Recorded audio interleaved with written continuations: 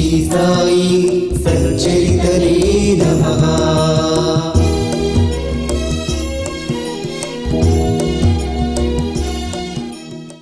Shri Sai Satcharitra ఓవి to ఓవి మూల గ్రంథము శ్రవణ పారాయణ 11వ అధ్యాయము. శ్రీ గణేశాయ నమః. శ్రీ సరస్వత్యై నమః. శ్రీ గురుభ్యో నమః. శ్రీ కులదేవతాయై నమః. శ్రీ సీతారామచంద్రాభ్యాం నమః. శ్రీ సద్గురు సాయినాథాయ నమః. గత కథానుసంధానం. వెడల్పు లేని చెక్క పలకపై బాబా శయనం. ఎవరి కంటపడకుండా ఆ చెక్క పలకపై ఎక్కడం దిగడం అర్థం కాని వారి కౌశలం. హిందువులను ముసల్మానులను సమానంగా చూడడం, వారి యొక్క ఆయుర్దాయం గురించిన వివరణ, వారు సిరిడీలోని పూజ్య దైవమని తెలియజేయడం. ఇప్పుడు ఈ 11వ అధ్యాయాన్ని మధురమైన గురు కథలతో అలంకరించి సాయి చరణాలకు దృఢమైన భక్తితో అర్పించాలని అనిపించింది. దీనివలన సగుణ సాకార రూపధ్యానం సంభవమవుతుంది. ఇది ఏకాదశ రుద్రావర్తన వంటిది. పంచభూతాలపై బాబా యొక్క శక్తి, అధికారం, వారి మహిమ ప్రమాణపూర్వకంగా అర్థమవుతాయి. బాబా వచనాలను ఇంద్రుడు, అగ్ని, వరుణుడు ఎలా గౌరవించేవారో ఇప్పుడు తెలియజేస్తాను. శ్రోతలు శ్రద్ధగా వినండి. పూర్ణ విరక్తే విరక్తి అయినా అనన్యంగా శరణుజొచ్చే భక్తులకు విశ్రాంతి స్థానమైన సాయి యొక్క సగుణ మూర్తిని మనసున ప్రేమపూర్వకంగా ధ్యానిస్తాను. గురువచనాలయందు విశ్వాసమే వారు కూర్చుండడానికి ఆసనం. సకల కోరికలను సన్యసించాలన్న సంకల్పంతో పూజ చేద్దాం. ప్రతిమా స్థండిల, అగ్ని, తేజస్సు, సూర్యమండలం, నీరు, ద్విజులు, ఈ 7 కంటే గురు మహారాజు గొప్పవారని అనన్యంగా పూజిద్దాం. అనన్య భక్తితో వారి చరణాలను ఆశ్రయిస్తే గురువే కాదు, పరబ్రహ్మ కూడా కదలి వస్తాడు. ఇటువంటి గురు పూజలోని విశేషాన్ని గురుభక్తులు అనుభవించాలి. పూజించేవారు శరీర భ్రాంతితో ఉన్నప్పుడు గురువు కూడా శరీరధారులై ఉండడం అవసరం. శరీర భావానికి అతీతంగా ఉన్నవారు, నిరాకారాన్ని ఆరాధించేవారు నిరాకారాన్నే ధ్యానించాలని శాస్త్ర నిర్ధారణ. సగుణమూర్తిని ధ్యానించినంత వరకు భక్తిభావం అసలు కలుగదు. ప్రేమపూర్వకమైన భక్తి కలుగనంత వరకు మనసనే మొగ్గ వికసించదు. మొగ్గ వికసించకపోతే సువాసన ఉండదు. అంతేకాదు, అక్కడ మకరందం ఉండదు. అందువలన తేనెటీగలు క్షణమైనా అక్కడ నిలువవు. సగుణమే సాకారం, నిర్గుణమే నిరాకారం. వీటిలో పరస్పరం భేదం లేదు. సాకారం, వికారం రెండూ ఒకటే. నేయి పేరుకొని ఉన్నా, కరిగి ఉన్నా నేయి అనే అంటాము. సగుణ నిర్గుణాలు ఒక్కటిగా మిళితమై విశ్వమంతా వ్యాపించి ఉన్నాయి. కళ్ళారా చూడడానికి, మనసారా భక్తితో పాదాల మీద శిరస్సు ఉంచడానికి వీలుగా సాకార రూపం ఉంటే అక్కడ ధ్యానానికి సౌకర్యం. అక్కడ ప్రేమ కలగడానికి అవకాశం ఉంది. ప్రేమగా ముచ్చటించడానికి, గంధాక్షలతో పూజించడానికి ఒక ఆకారం అవసరం. నిర్గుణం కంటే సగుణాలతో ఉన్నవారిని అర్థం చేసుకోవడం చాలా సులభం. సగుణమూర్తిపై ప్రేమ దృఢమైతే నిర్గుణ ధ్యానం అదే కలుగుతుంది. భక్తులు నిర్గుణ నిరాకార పరమాత్మను తెలుసుకోవాలని బాబా అనేక ఉపాయాలను పన్నేవారు. భక్తులను వారి అధికారాన్ననుసరించి చాలా కాలం వారికి తమ దర్శనం లేకుండా వారిని దూరంగా ఎక్కడికో పంపేవారు. ఒకరిని దేశాంతరం పంపితే మరొకరిని షిరిడీలోనే ఏకాంత స్థలంలో ఉంచేవారు. మరొకరిని వాడాలోనే నిర్బంధించి గ్రంథ పారాయణకు నియమించేవారు. ఇలా అనేక సంవత్సరాలు అభ్యాసం చేస్తే నిర్గుణం యొక్క ధ్యానం పెరుగుతుంది. కూర్చున్నా, పడుకున్నా, భోజనం చేస్తున్నా మనసు బాబా సన్నిధిలో లగ్నమై ఉంటుంది. శరీరం నాశవంతమైనది, ఎప్పుడో ఒకప్పుడు అంతం కావలసిందే. అందువలన భక్తులు శరీరం కోసం దుఃఖించకుండా అనాద్యనంతుని తెలుసుకోవాలి. అనేక రకాలుగా కనపడే ఈ దృశ్య జగత్తంతా అవ్యక్తమైన పరమాత్మ నుండి ఆకారానికి వచ్చింది, మరలా అవ్యక్తంలోకి వెళ్ళిపోతుంది. ఈ చరాచర సృష్టిలో వ్యష్టి వలనే సమిష్టి కూడా ఉంది. అవ్యక్తం నుండి ఉత్పన్నమై చివరకు అందులోనే మరలా కలిసి విలీనమైపోతుంది.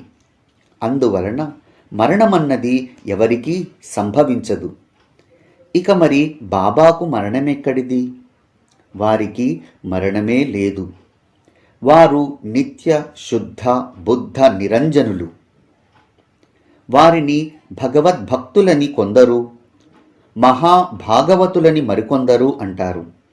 కానీ మాకు వారు సాక్షాత్తు మూర్తీభవించిన భగవంతుడు. గంగా సాగర సంగమానికి వెళుతూ దారిలో తప్పించే వారిని చల్లబరచి తీరంలోని చెట్లకు నీరందిస్తూ అందరి దాహాన్ని తీరుస్తుంది. అట్లే సత్పురుషుల అవతార స్థితి వారు ప్రకటమై మరలా వెళ్ళిపోతారు. కానీ వారి ఆచరణ పద్ధతి జగాన్ని పావనం చేస్తుంది. వారి క్షమాశీలత విశిష్టమైనది. సహజమైన వారి శాంత స్వభావము, విలక్షణమైన రుజుత్వము, మృదుత్వము, సంతృప్తి నిరుపమానము. శరీరధారులై కనిపించినా, ప్రపంచంలో విహరిస్తున్నా వారు అంతరంగంలో నిర్గుణ నిర్వికారులు, నిస్సంగులు, నిర్ముక్తులు. శ్రీకృష్ణుడు స్వయం పరమాత్మయ్యుండి సత్పురుషులు నా ఆత్మ, వారు నా సజీవ ప్రతిమలు, ప్రేమస్వరూపులైన సత్పురుషులలో నేను ఉన్నాను. సత్పురుషులను నా ప్రతిమా రూపం అని అనడం భావ్యం కాదు. వారు నా నిశ్చల స్వరూపులు. అందువలన నా భక్తుల బరువు బాధ్యతలను నేను మోస్తాను. వారి అవమానాలను నేను భరిస్తాను. సత్పురుషులకు అనన్య శరణుజొచ్చిన వారి పాదాలకు నేను కూడా వందనం చేస్తాను అని సత్పురుషుల మహిమను శ్రీకృష్ణుడు ఉద్ధవునితో చెప్పాడు. సాయి సగుణులలో సగుణుడు, నిర్గుణులలో నిర్గుణుడు, గుణవంతులలో అత్యుత్తమమైన గుణవంతుడు, మరియు సర్వశ్రేష్టమైన గుణాలున్న వారికి రాజు. కోరికలు తీరినవాడు, పర్యాప్త కాముడు, కృతకృత్యుడు, సదా యదృచ్ఛాలాభ సంతుష్టుడు, అనవరతం ఆత్మనిరతుడు, సుఖ దుఃఖాలకు అతీతుడు, ఆత్మానందానికి ఐశ్వర్యమైనట్టి వారిని ఎవరు వర్ణించగలరు? బ్రహ్మదేవుని అవతారమైన వీరిని ఏ విధంగానూ వర్ణించలేము. ఈ అనిర్వచనీయమైన శక్తియే సాకార రూపంలో భూమిపై అవతరించింది. సచ్చితానందమూర్తి జ్ఞాన సంవిత్తి ఇదే. ప్రపంచ వ్యవహారాల నుండి నివృత్తి చెందిన బ్రహ్మాకారాంతఃకరణమూర్తి ఇదే. ఎల్లప్పుడూ ప్రపంచానికి అతీతంగా బ్రహ్మైక స్థితియందుండే కేవలానందమూర్తి. ఆనందో బ్రహ్మేతి అని శృతి. దీనిని శ్రోతలు నిత్యం శ్రవణం చేస్తారు. పుస్తక జ్ఞానులు పారాయణ చేస్తారు. భక్తులు ఈ అనుభవాన్ని షిరిడీలో పొందుతారు. ధర్మాధర్మాది లక్షణాలతో కూడిన ఈ ప్రపంచం అతి విలక్షణమైనది. ఆత్మజ్ఞానం లేనివారు అనుక్షణం దీని నుండి తమ్ము తాము రక్షించుకోవాలి. కానీ ఆత్మను తెలుసుకున్న వారికి ఇది వర్తించదు. వారు తమ ఆత్మస్వరూపంలోనే ఉంటారు. వారు నిత్య ముక్తులు, ఆనందమయులు, ఎప్పుడూ చిన్మయ రూపులు. సాయిబాబాయే అందరికీ అధిష్టానం. వారికి ఆసనం ఏమవసరం? అందున వెండి సింహాసనం.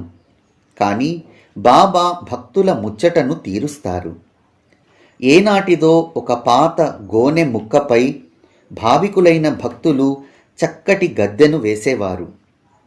బాబా వెనుక ఆనుకోవడానికి గోడకు ఒక తలగడను ఉంచేవారు. బాబా భక్తుల మనసులలోని కోరికలను అనుసరించి ప్రవర్తించేవారు. వాస్తవంగా షిరిడీలో కనిపించినా వారు అంతటా ఉన్నట్లు తమ భక్తులకు నిత్యం అనుభవాలను కలుగజేసేవారు. స్వయం నిర్వికారులైన భక్తుల భావాలకు అనుగుణంగా అన్ని విధాల సకల పూజోపచారాలను స్వీకరించేవారు.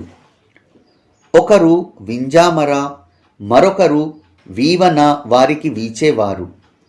కొందరు సన్నాయి, ఢోలు వగైరా వాయిద్యాలు వాయించేవారు. కొందరు పూజను సమర్పించేవారు. ఒకరు వారి హస్తాలు పాదాలు ప్రక్షాళన చేస్తే మరొకరు అత్తరు గంధం అద్దేవారు. ఇంకొకరు మహా నైవేద్యాన్ని, జాజిపత్రి మొదలగు 13 పరిమళ వస్తువులతో కూడిన తాంబూలాన్ని సమర్పించేవారు.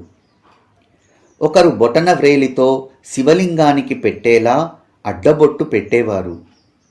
మరొకరు కస్తూరి కలిపిన సుగంధ చందనాన్ని రాసేవారు. ఒకసారి తాత్యాసాహెబ్ నూల్కరు స్నేహితుడు డాక్టర్ పండిత్ అను పేరుగల వ్యక్తి సాయిబాబా దర్శనానికి వచ్చాడు. షిరిడీలో అడుగు పెట్టగానే ముందుగా మసీదుకు వెళ్ళి బాబాకు ప్రణమిల్లి కొంతసేపు ప్రశాంతంగా కూర్చున్నాడు. దాదాభట్టు వద్దకు వెళ్ళు అంటూ బాబా అతనికి తమ చేత్తో దారిని చూపించారు. పండిత్ దాదా వద్దకు వెళ్ళాడు. దాదా అతనిని సముచితంగా ఆహ్వానించాడు. ఆ తరువాత దాదా బాబా పూజకు బయలుదేరి మీరు వస్తారా అని అడిగాడు. దాదా వెంట పండిత్ వెళ్ళాడు. దాదా బాబా పూజను చేశాడు. బాబాకు గంధం బొట్టు పెట్టడానికి అప్పటి వరకు ఎవరూ సాహసించలేదు. ఏ భక్తుడైనా సరే బాబా తమ నుదుట గంధం రాయనిచ్చేవారు కాదు. మహాల్సాపతి మాత్రం వారి కంఠానికి చందనం పూసేవాడు. ఇతరులు వారి పాదాలకు పూసేవారు. కానీ అమాయకుడు భావికుడు అయిన ఈ పండితుడు చందనం గిన్నెను తమ చేతిలోనికి లాక్కొని సాయి మస్తకాన్ని పట్టుకొని త్రిపుండ్ర రేఖలను దిద్దాడు. అతని ధైర్యాన్ని చూచి దాదా మనసులో పండిత్ సాహసానికి బాబా కోపోగ్రులవుతారని కలవరపడ్డాడు. కానీ అలా జరగకూడనిది జరిగినా బాబా ఒక్క ముక్కైనా అనలేదు సరికదా, చాలా ప్రసన్నంగా కనిపించారు. పండిత్ను అసలు కోపగించలేదు. దాదా మనసులో చింత. అయినా ఆ వేళను గడవనిచ్చాడు. అదే రోజు సాయంకాలం ఇలా అడిగాడు, మేము నీ నుదటన గంధంతో తిలకం దిద్దాలని ఎంత ఉత్సాహపడినా మమ్మల్ని తాకనివ్వరు కదా. మరి ఈ ఉదయం ఏం జరిగింది? మా తిలకం మీకు నచ్చదు కానీ ఆ పండిట్ త్రిపుండ్ర రేఖలు మీకు ఇష్టమయ్యాయా? ఏమిటి వింత, ఇదేం సమంజసంగా లేదు అని అన్నాడు. అప్పుడు బాబా మందహాసవదనంతో ప్రేమగా దాదాతో పలికిన మధుర వచనాలను అందరూ శ్రద్ధగా వినండి. దాదా, అతని గురువు బ్రాహ్మణుడు, నేను ముసల్మాను జాతీయుణ్ణి.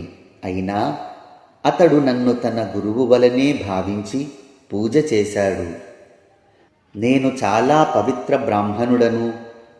ఇతడు అపవిత్ర జాతిలోని ముసల్మాను కదా, ఇతనిని ఎలా పూజించడం అని అతడు అసలు సందేహించలేదు. అలా నన్ను తన వశం చేసుకున్నాడు. అక్కడ నా ఉపాయమేం సాగక నేను అతనిని వద్దని వారించలేకపోయాను. ఆ విధంగా నన్ను తన స్వాధీనం చేసుకున్నాడు.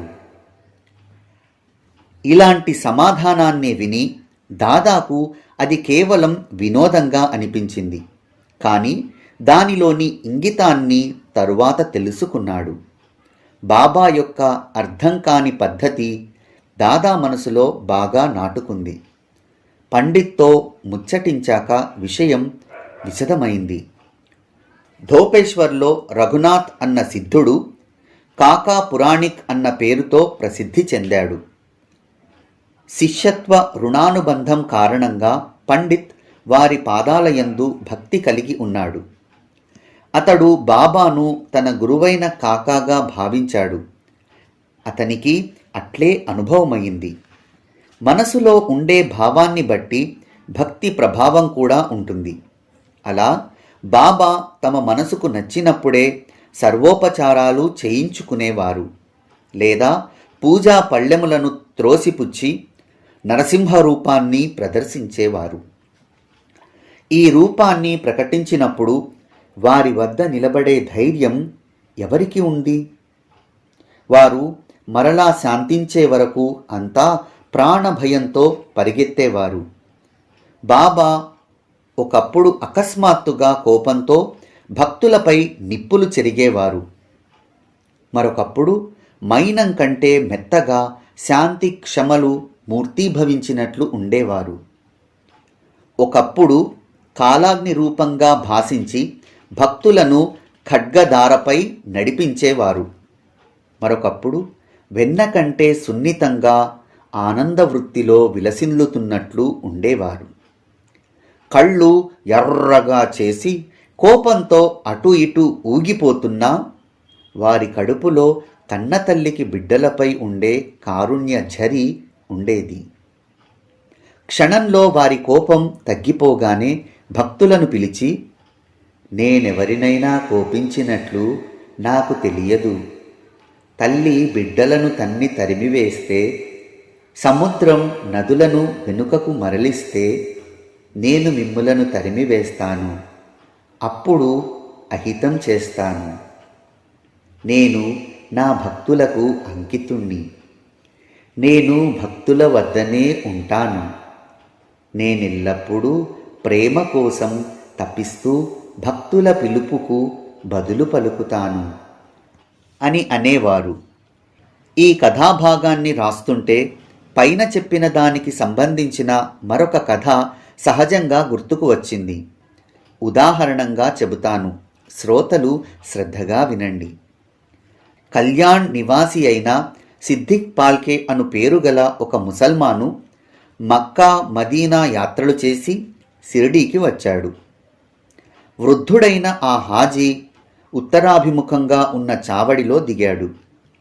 మొదట 9 నెలలు అతనిపై బాబా ప్రసన్నులు కాలేదు. అతనికి కాలం కలిసి రాలేదు. అతని రాకపోకలు వ్యర్థమయ్యాయి. అనేక రకాల ప్రయత్నాలు చేసినా బాబా దర్శనం కాలేదు. మసీదు ద్వారాలు అందరికీ తెరిచి ఉండేవి. ఎవరికీ ఏ అడ్డు తెరగాని లేవు. కానీ ఆ ఫాల్కేకు మాత్రం మసీదు ఎక్కడానికి అనుమతి లేదు. ఏమిటి నాకీ కర్మ? మసీదులో అడుగు పెట్టలేకున్నానే, నేనేం పాపం చేశాను అని పాల్కే మనసులో దుఃఖించాడు. బాబా నాపై ఏ విధంగా ప్రసన్నులవుతారు అని అహర్నిశలు అదే ఆలోచనలతో అతని హృదయం రోగగ్రస్తమైంది. ఇంతలో, విచారించకు, మాధవరావును పట్టుకుంటే నీ కోరిక తీరుతుంది అని ఎవరో తెలియజేశారు. ముందుగా నంది దర్శనం చేసుకోకపోతే శంకరుడు ప్రసన్నుడవుతాడా? ఆ మార్గాన్నే అవలంబించాలి అని అనగా అతనికి ఆ ఉపాయం నచ్చింది. శ్రోతలకు ఇది అతిశయోక్తిగా అనిపించవచ్చు. కానీ షిరిడీలో బాబా దర్శనానికి వెళ్ళే భక్తులకు ఇది అనుభవం. బాబాతో సంప్రదించాలని అభిలషించేవారు ముందు మాధవరావును వెంటబెట్టుకుని వెళ్ళాలి. ఎవరు ఎక్కడ నుండి, ఎందు నిమిత్తం, ఏ కార్యార్థం వచ్చారన్న విషయాలను బాబాకు మాధవరావు మధురంగా తెలియజేస్తూ ప్రారంభించేవాడు. ఆ తరువాత బాబా మాట్లాడడానికి ఉద్యుక్తులయ్యేవారు. ఆ సంగతినంతా విని హాజీ మాధవరావును ఒకసారి నా ఈ తపనను తొలగించు, దుర్లభమైన బాబా దర్శనాన్ని కలిగించు అని బతిమిరాడాడు. అలా మాధవరావును వేడుకోగా అతడు కష్టమైనా సరే ప్రయత్నించి చూడాలనుకున్నాడు. ధైర్యాన్ని కూడగట్టుకుని మసీదుకు వెళ్ళాడు. చాలా మెల్లగా, బాబా, ఆ వృద్ధుడు చాలా బాధపడుతున్నాడు, అతనిని కరుణించండి. హాజీ మక్కా మదీనా యాత్రలు చేసి షిరిడీకి తమ దర్శనానికై వచ్చాడు. అతనిపై దయ చూపడం లేదెందుకు? అతనిని మసీదులోనికి రానివ్వండి. జనులు అసంఖ్యాకంగా వచ్చి మసీదులో మీ దర్శనం చేసుకుని వెళ్తున్నారు కదా, మరి ఇతని విషయంలో విషమభావం ఎందుకు? ఒక్కసారి మీ కృపాదృష్టిని ప్రసరించండి. అతనిని మసీదులో మిమ్మల్ని కలుసుకోనివ్వండి. తమ మనసులోని మాటను చెప్పుకుని వెంటనే వెళ్ళిపోతాడు అని చెప్పాడు. శ్యామా, నువ్వు ఇంకా ముక్కుపచ్చలారని పసివాడవు. అతనిపై అల్లా అనుగ్రహం లేకపోతే అతనికి నేనేం చేయగలను? అల్లామియాకు రుణపడి ఉండకపోతే ఎవరైనా మసీదు ఎక్కగలరా? ఇక్కడి ఫకీరు లీల అపూర్వం. నేను అతనికి యజమానిని కాదు. సరే, అక్కడ బారవి సమీపంలో వెనుక ఇరుకుబాట ఉంది. అతడు ఆ మార్గంలో వస్తాడా అని స్పష్టంగా అడుగు అని అన్నారు. ఎంతటి కష్టమైనా వస్తాను. నేను వారిని ప్రత్యక్షంగా కలుసుకోవాలి.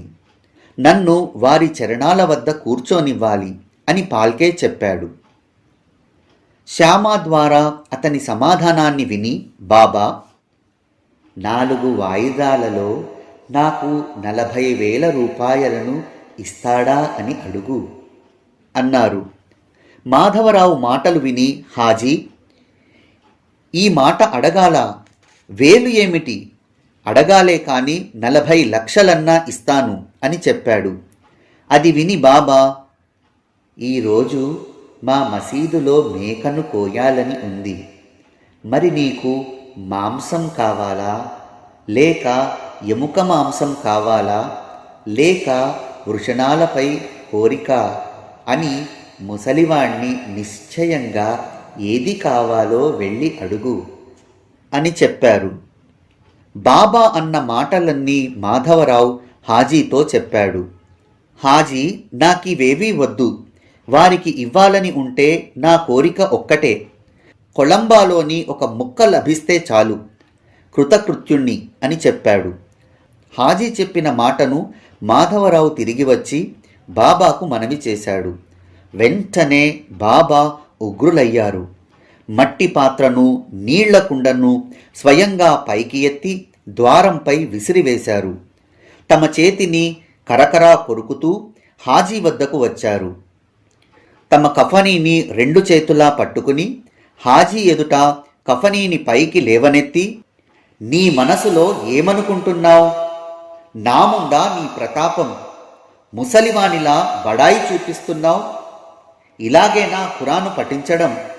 మక్కా యాత్ర చేశానని గర్విస్తున్నావు కానీ నన్ను ఎరుగలేకున్నావు అని అతనిని అవమానించారు. అవాచ్య శబ్దప్రహరాలను చేశారు. హాజీ చాలా గాబరా పడ్డాడు. బాబా వెనుకకు తిరిగి వచ్చేశారు. మసీదు ప్రాంగణంలోకి ప్రవేశిస్తూ తోటమాలి మామిడి పళ్లను అమ్మడం చూశారు. మొత్తం బుట్టను కొని హాజీకి పంపించారు. వెంటనే వెనుదిరిగి మరలా ఆ హాజీ వద్దకు వెళ్ళారు. తమ జేబులో నుండి డబ్బు తీసి 55 రూపాయలను లెక్కపెట్టి అతని చేతిలో పెట్టారు. అప్పటి నుండి అతనిపై ప్రేమ కలిగి అతనిని భోజనానికి ఆహ్వానించారు. ఇద్దరూ అంతా మరచిపోయారు. హాజీ ఆత్మానందంలో తల్లీనుడయ్యాడు. ఆ తరువాత అతడు యథేచ్ఛగా వస్తూ పోతూ బాబా ప్రేమలో మునిగిపోయాడు. బాబా అతనికి అప్పుడప్పుడు రూపాయలనిచ్చేవారు. మేఘాలను కూడా శాసించగల సాయి సమర్థులు.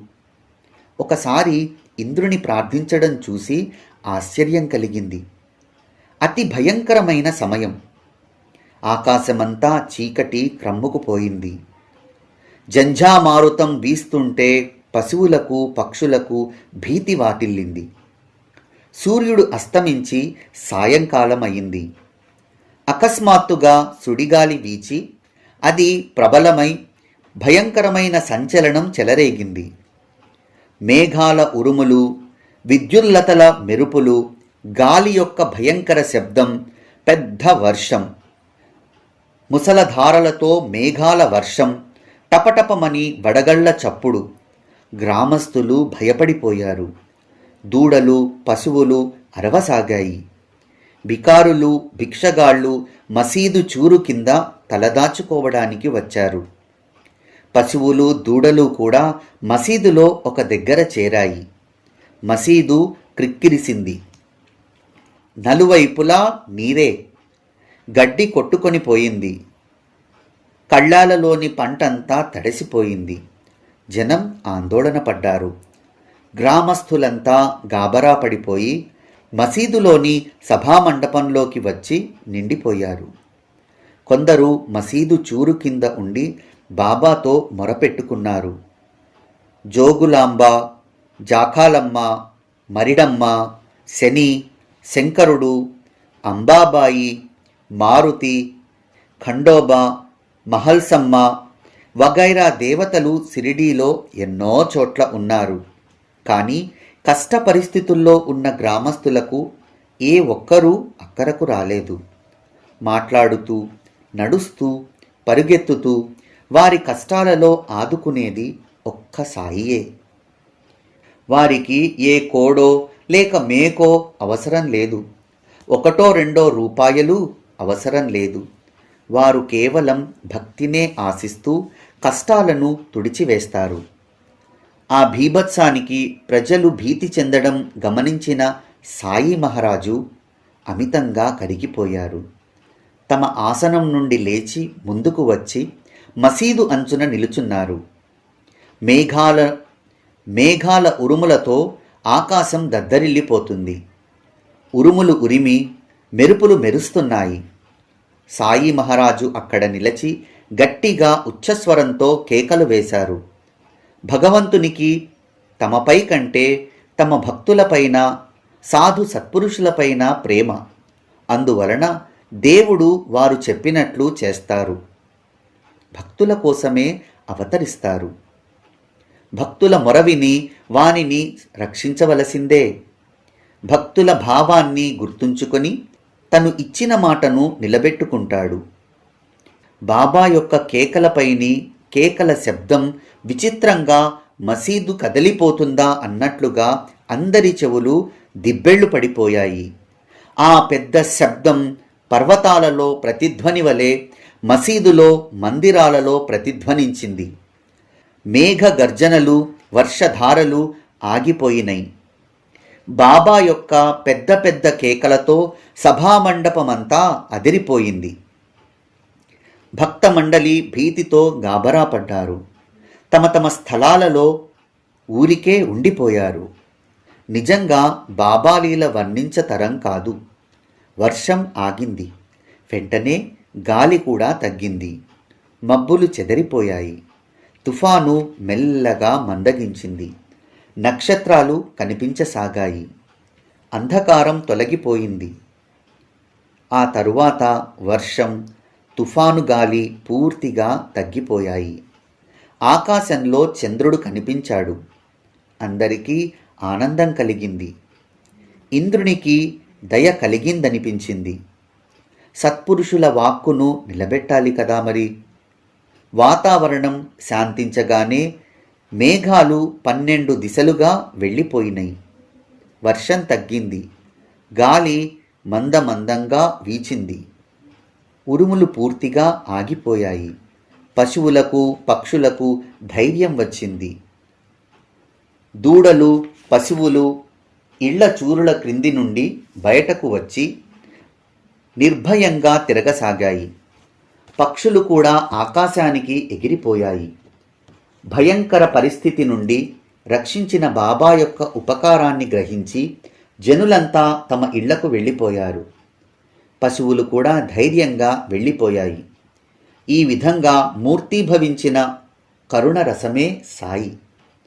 వారు బిడ్డల గురించి కన్న తల్లి వలె కలవరపడతారు.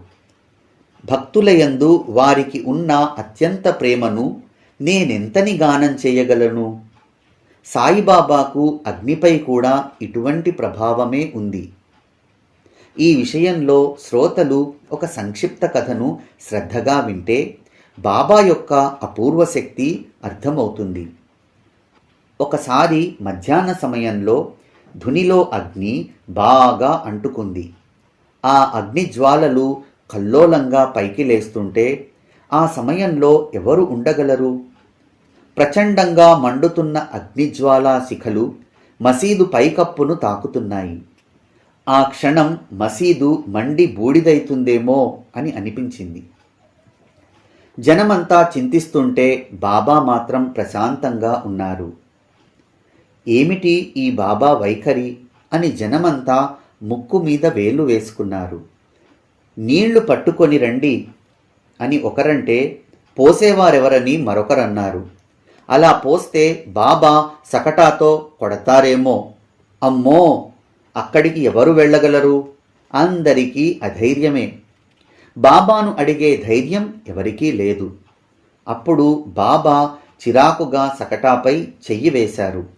రగులుతున్న అగ్నిజ్వాలను చూసి సకటాను చేతిలోనికి తీసుకుని దెబ్బపై దెబ్బ కొడుతూ వెనక్కు వెళ్ళు అని అన్నారు.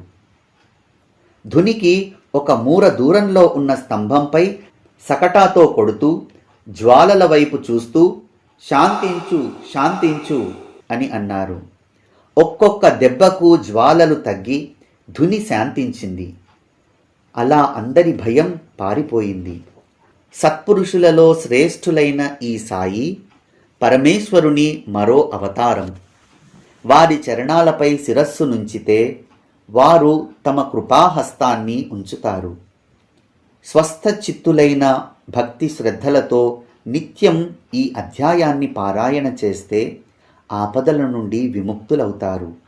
ఇంకా అధికంగా చెప్పాలంటే శుద్ధాంతఃకరణతో నిర్మలమైన మనసుతో నియమ నిష్టలతో సాయి భక్తి పరాయణులవుతే శాశ్వతమైన సనాతన పరబ్రహ్మను పొందగలరు. అసాధారణమైన మీ అభీష్టాలు కూడా తీరుతాయి. చివరకు పూర్తిగా ఏ కోరికలు లేనివారై దుర్లభమైన సాయుజ్య ధామాన్ని చేరుకుంటారు. ఎప్పుడూ చెదరని ఎడతెగని శాంతి తృప్తి కలుగుతాయి. పరమార్థ సుఖాన్ని పరమార్థ జ్ఞానాన్ని అనుభవించాలని మనసులో కోరుకునే భక్తులు ఈ అధ్యాయాన్ని మరల శ్రద్ధగా శ్రవణం చేయండి. దానివలన చిత్తవృత్తి పరిశుద్ధమవుతుంది. ఈ కథాశ్రవణంలో మనసుకు పరమార్థ ప్రవృత్తి కలుగుతుంది. అరిష్టాలు తొలగిపోతాయి. ఇష్టదేవతా ప్రాప్తి కలుగుతుంది. బాబా యొక్క లీలల అనుభవాలను తెలుసుకోండి. హేమాడ్ పంత్ సాయికి శరణుజొచ్చి అతి పావనమైన తరువాతి అధ్యాయంలో గురు శిష్యుల మహిమ, గురుపుత్రునికి ఘోలప్ గురు దర్శనం, శిష్యుడు తమ గురువును ఎట్టి పరిస్థితుల్లోనూ త్యజించరాదు అని సాయి ప్రత్యక్షంగా అనుభవాన్ని కలుగజేసి భక్తి భావాన్ని దృఢపరిచారు. బాబా పాదాల వద్దకు వచ్చిన ప్రతి ఒక్క భక్తునికి వారి దర్శనంలో విశేషం. ఒకరికి ఒకలా మరొకరికి మరొకలా దర్శనమిచ్చి బాబా వారిని అందులోనే దృఢపరిచారు. స్వస్తి శ్రీ సంత సజ్జన ప్రేరితము భక్త హేమాడ్ పంత్ విరచితము అయిన శ్రీ సాయి సమర్థ సచ్చరితంలో శ్రీ సాయి మహిమా వర్ణనమను 11వ అధ్యాయము సంపూర్ణం. శ్రీ సాయి సచ్చరితనే నమః.